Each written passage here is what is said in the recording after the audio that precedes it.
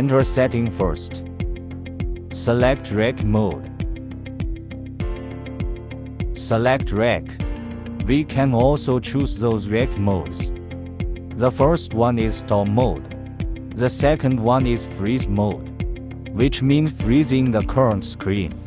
The freeze stop mode is to freeze the current screen first and then shooting. You can also take time pictures, which allows the selection of time intervals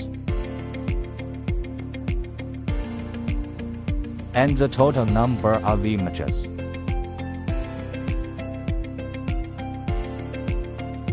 Besides, you can also record videos